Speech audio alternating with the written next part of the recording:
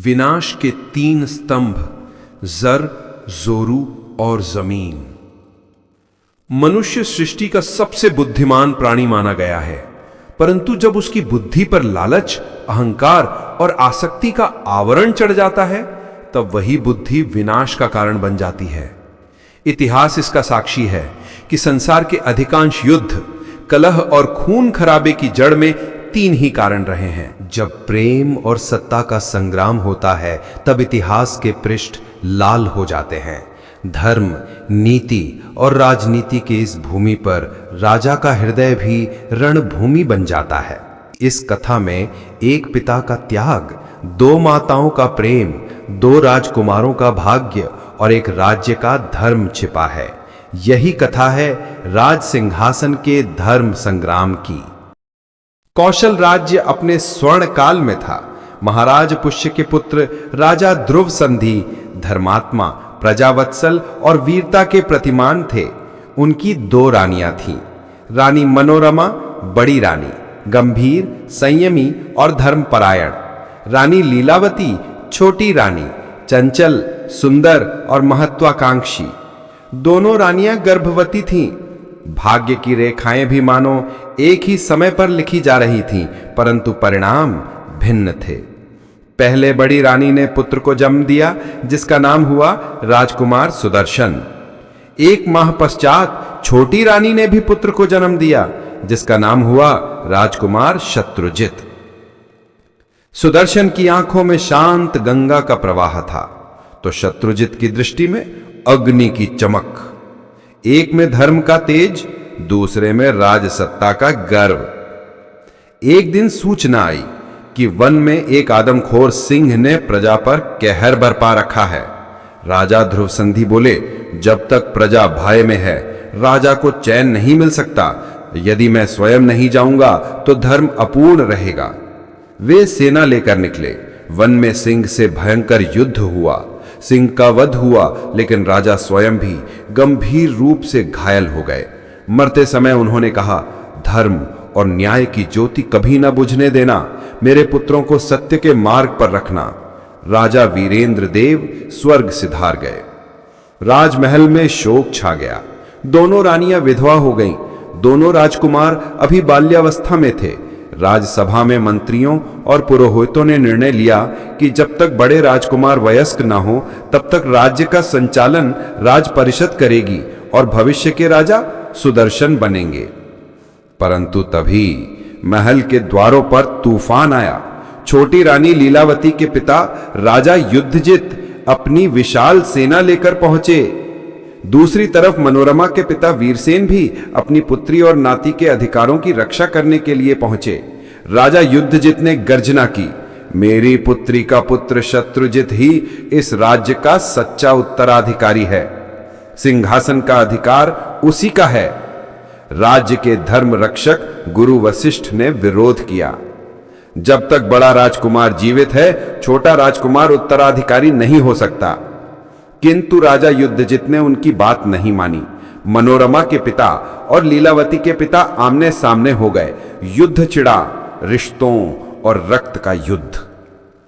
इस संग्राम में बड़े राजकुमार के नाना अर्थात रानी मनोरमा के पिता राजा वीरसेन वीर गति को प्राप्त हुए। राजमहल लहूलुहान हो गया। राजा युद्धजित विजय प्राप्त कर अपने नाती शत्रुजित को बालक राजा घोषित कर दिया। परंतु युद्धजित का क्रोध कम नहीं हुआ, बल्कि और क्रोध बढ़ा। उसने कहा, बड़ी रानी और उसका पुत्र जीवित रहे तो ये राज्य कभी स्थिर नहीं होगा। बड़ी रानी मनोरमा ये सुनकर कांप उठी।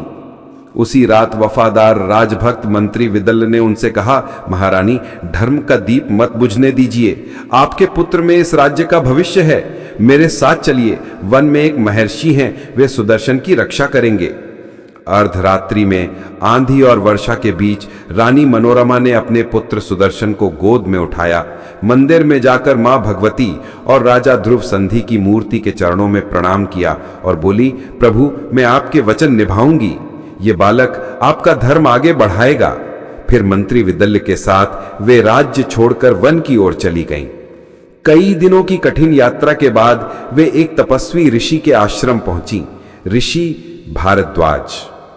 ऋषि ने सुदर्शन को देखा और बोले, ये बालक साधारण नहीं, इसमें सूर्य की आभा और चंद्र की शीतलता है, यही धर्म का रक्षक बनेगा।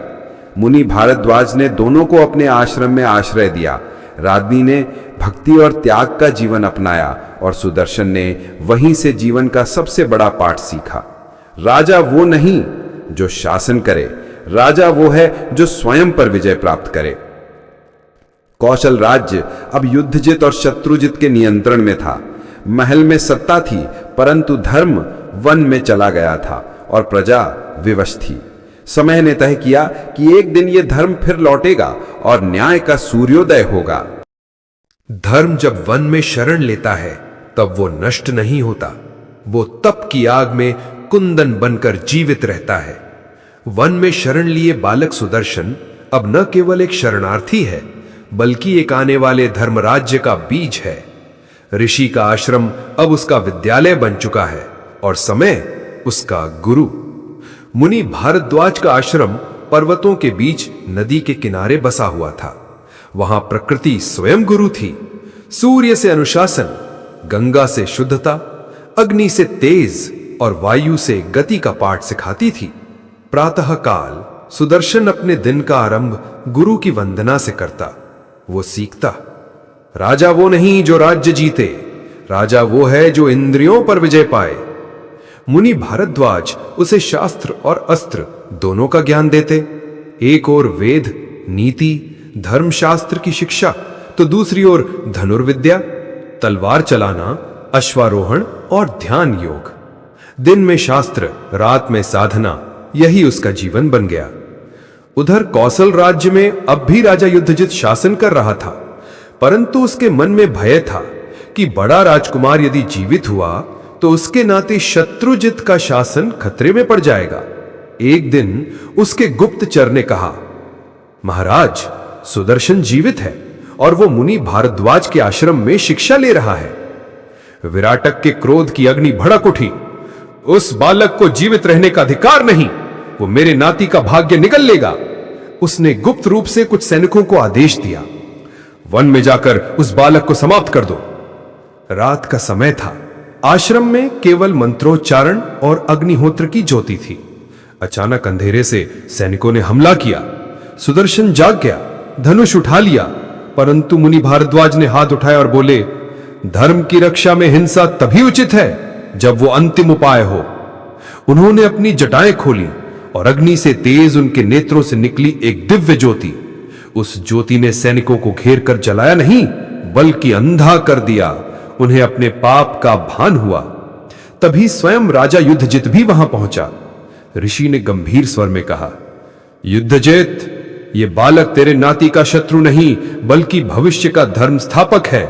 यदि तू इस पर वार करेगा तो तेरा वंश ही नष्ट हो जाएगा। युद्धजित कांप उठा।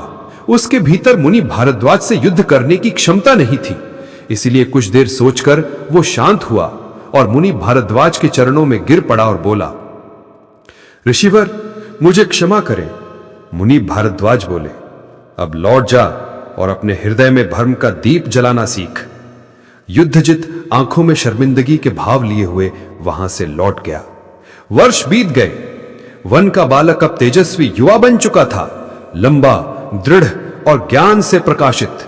उसके चेहरे पर संतुलन था, वीरता की कठोरता और धर्म की कोमलता का संगम।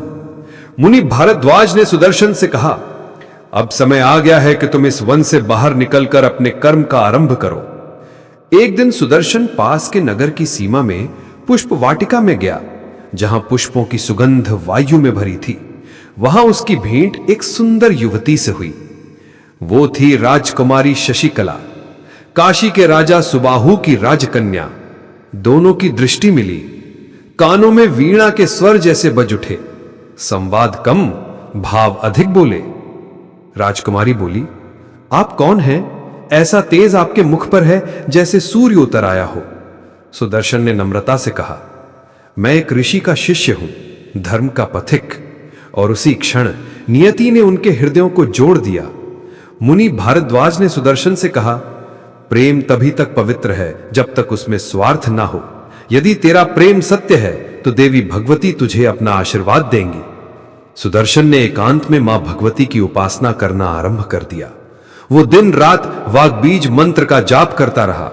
कठिन तपस्या से प्रसन्न होकर देवी भगवती प्रकट हुई और उनके हाथों में दिव्य शस्त्र चमक रहा था।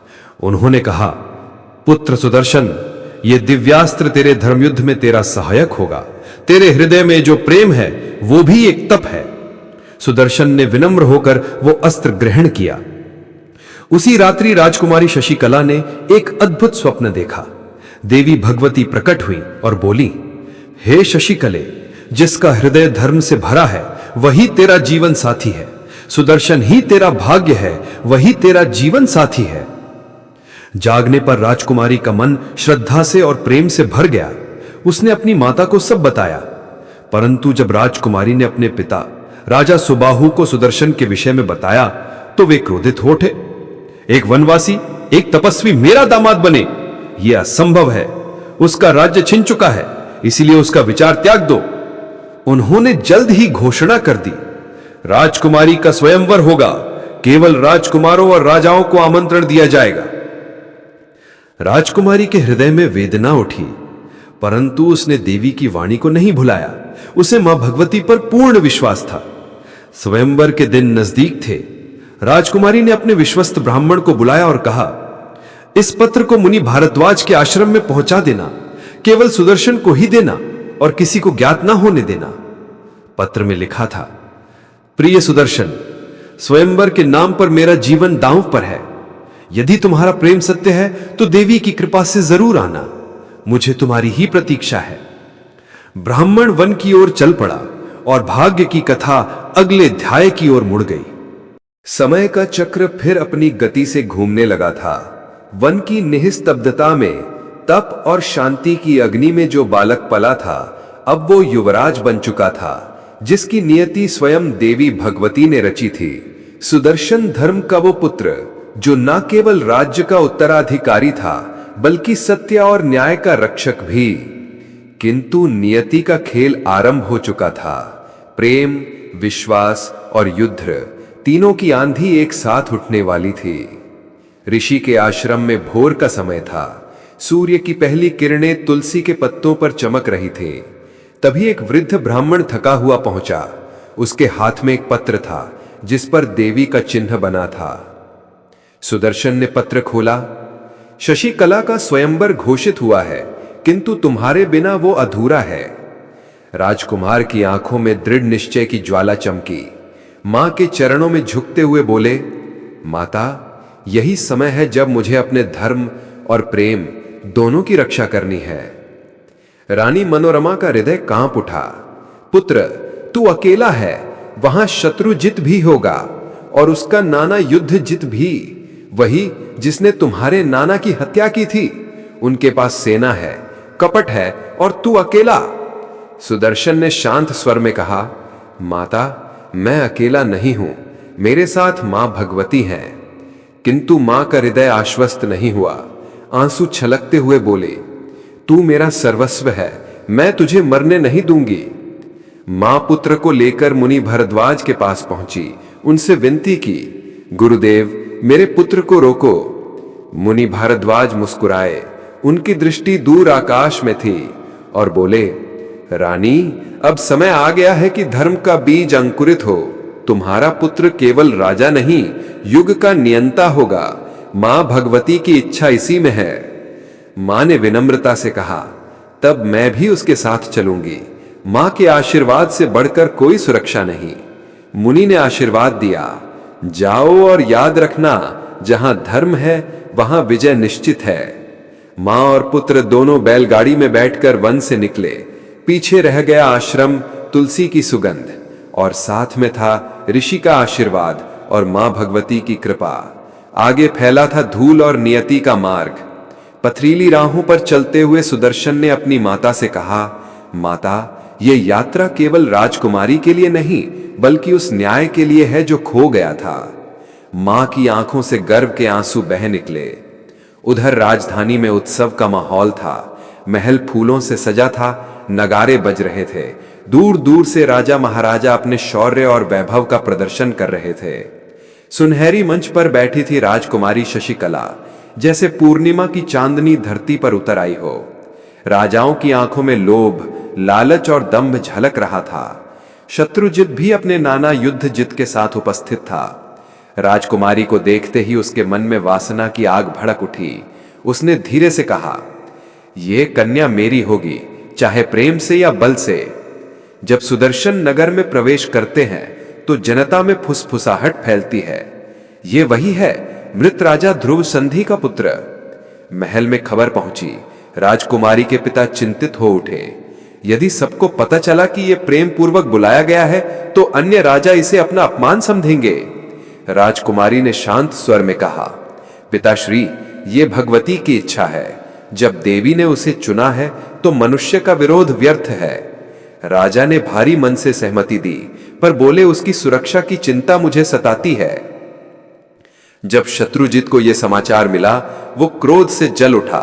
अपने नाना युद्धजित से बोला, उस नीच को बुलाकर उसे राजकुमारी का वर बनाना हम सबका अपमान है। युद्धजित ने ताना मारा, बेटा उसे आने दो, जैसे ही वो स्वयंवर में पहुंचेगा हम उसकी गर्दन काट देंगे। स्वयंवर की सभा से पहले युद्धजित और शत्रुजित ने राजकुमारी के पिता को धमकाया, यदि तुम्हारी पुत्री उस अयोग्य से विवाह करती है तो सब राजा विद्रोह करेंगे, राज्य जल जाएगा। राजा सुबाहु भयभीत हो गए। उन्होंने राजकुमारी को समझाया, बेटी तू सबके सामने जाकर स्वयंवर कर ले, वरना रक्तपात होगा। राजकुमारी ने शांत स्वर में कहा, जब मैंने पति चुन लिया है तो मैं वैश्या की तरह सबके सामने किस अधिकार से जाऊं? उनके शब्द वज्र समान गिरे। राजा विवश हो गए। उन्होंने बहुत सोच विचार के बाद एक कठिन निर्णय लिया। चुपचाप शशिकला और सुदर्शन का विवाह करने का निर्णय लिया। रात्रि का समय था। महल के भीतर एक छोटा सा शिव मंदिर। दीपों की लौ में सुदर्शन और शशिकला एक दूसरे के समक्ष खड़े थे। ब्राह्मण ने मंत्र पढ़े, फूलों की वर्षा हुई और साक्षी बनी मां भगवती की मूर्ति। विवाह संपन्न हुआ, शांत, पवित्र और दिव्य। भोर होते ही बात पूरे नगर में फैल गई। सभा में क्रोध का तूफान उठ खड़ा हुआ। राजाओं ने कहा, यह अपमान है, हम युद्ध करेंगे। राजकुमारी के पिता सभी राजाओं के सामने हाथ जोड़कर बोले, हे राजाओं, पुत्री की इच्छा ही सबसे बड़ा धर्म है। यदि किसी स्त्री को उसकी इच्छा से वंचित किया जाए तो वो केवल राज्य का नहीं, संपूर्ण मानवता का पतन होगा। उनके शब्दों ने सभा को मौन कर दिया। एक एक कर राजा लौट गए, परंतु शत्रुजित और युद्धजित वही रुके, राज्य की सीमा पर अपनी सेना लेकर।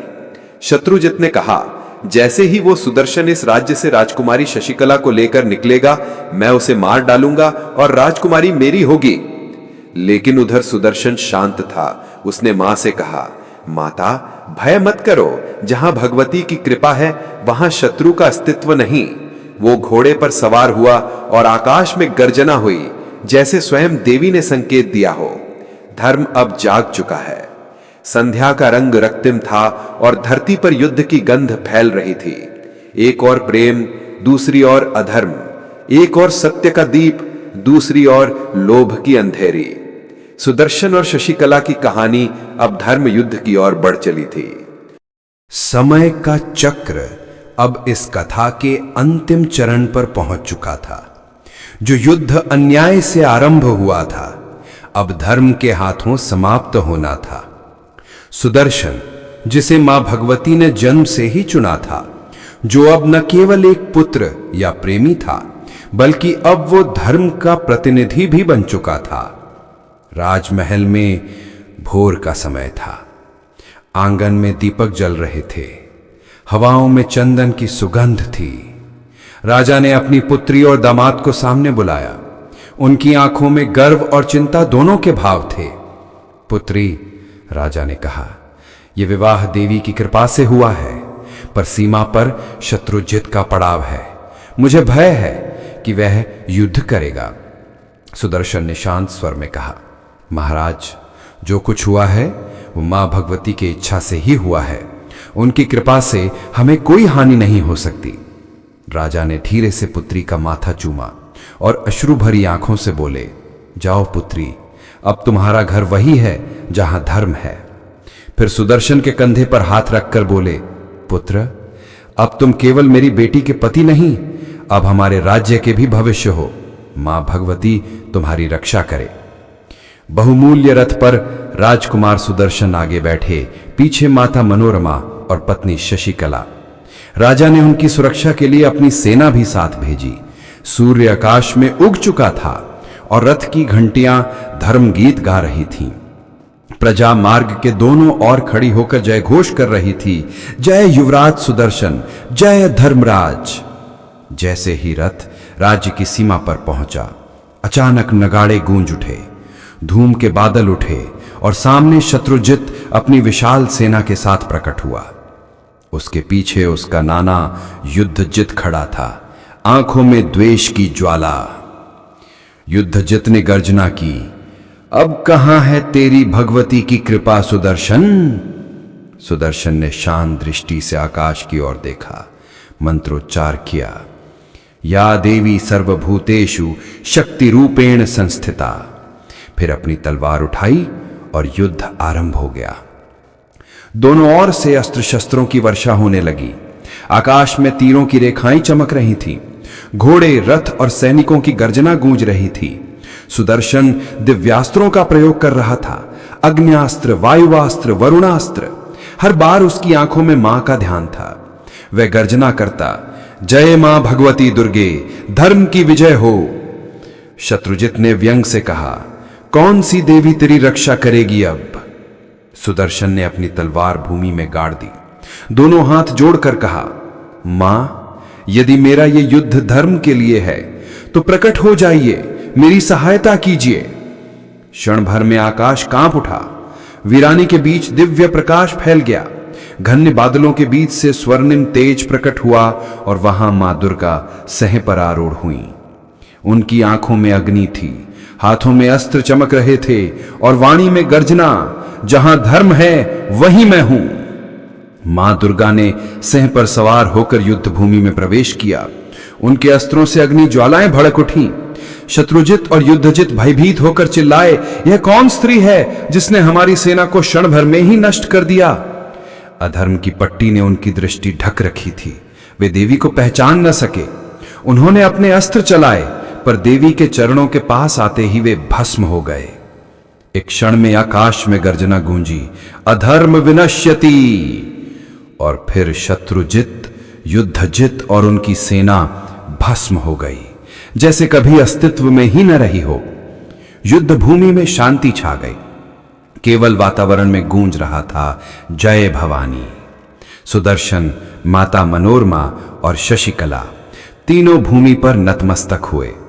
मां दुर्गा ने आशीर्वाद दिया, पुत्र, तूने धर्म की रक्षा की, तेरी वंश परंपरा सदैव न्याय की राह पर चलेगी। प्रकाश धीरे धीरे विलीन हो गया और हवा में केवल पुष्पों की वर्षा रह गई। तीनों आश्रम लौटे। मुनि भारद्वाज ध्यानस्थ थे। उन्होंने आंखें खोली, मुस्कुराए, पुत्र, अब तेरे कष्ट समाप्त हुए। देवी ने तेरे हाथों अधर्म का अंत किया है। उन्होंने रानी मनोरमा की ओर देखकर कहा, देवी, अब आपके आंसू पहुंच चुकी हैं। अब जाओ, अपने राज्य में सुख भोगो। सुदर्शन का जन्म ही धर्म की पुनर्स्थापना के लिए हुआ था। फिर सुदर्शन से बोले, पुत्र, तेरा राज्य तेरी प्रतीक्षा कर रहा है। जा, अपनी प्रजा को न्याय दे, क्योंकि सच्चा राजा वही है जो धर्म का सेवक हो। संगीत और शंखनाद के बीच सुदर्शन का रथ कौशल नगर में प्रवेश करता है। प्रजा के चेहरे पर उल्लास, महलों में दीपमाला और आकाश में जय घोष, जय महाराज सुदर्शन, जय धर्मराज। सुदर्शन सबसे पहले छोटी रानी लीलावती के कक्ष में गया। वह मौन थी, आंखों में ग्लानि और पीड़ा। सुदर्शन ने विनम्र स्वर में कहा, माता, आपका पुत्र और आपके पिता अधर्म के मार्ग पर चले गए थे। मां भगवती ने ही उन्हें दंड दिया, मैंने नहीं। आप भी मेरी माता हैं। आपका सम्मान और सुख मेरा कर्तव्य है। छोटी रानी की आंखों से आंसू बह निकले। उन्होंने कहा, बेटा, आज तुम्हारे कारण ही मुझे फिर से धर्म दिखाई दिया। राजमहल का प्रांगण दीपों से जगमगा उठा। मुनि भारद्वाज स्वयं उपस्थित हुए और गुरु वशिष्ठ की आज्ञा से मंत्रोच्चार और वेद ध्वनि के बीच सुदर्शन का राज्याभिषेक हुआ। माता मनोरमा ने पुत्र के सिर पर जल अर्पित किया। राजकुमारी शशिकला ने चरण छुए और जनता ने एक स्वर में पुकारा, जय धर्मराज सुदर्शन, जय मां भवानी। राज्य में शांति फिर लौट आई, धर्म फिर से प्रतिष्ठित हुआ। सुदर्शन ने अपने राज्य का शासन न्याय, करुणा और सत्य से किया। मुनि भारद्वाज दूर खड़े होकर मुस्कुराते हुए कहा, जब तक धर्म जीवित रहेगा अधर्म कभी विजयी नहीं हो सकता। संध्या के समय सुदर्शन, दोनों माताएं और शशिकला महल की छत पर खड़े सूर्यास्त देख रहे थे। आकाश में सुनहरी लाली थी, जैसे देवी स्वयं आशीर्वाद दे रही हों। जहां धर्म की ज्योति जलती है वहां अधर्म की छाया स्वयं मिट जाती है। जय भवानी।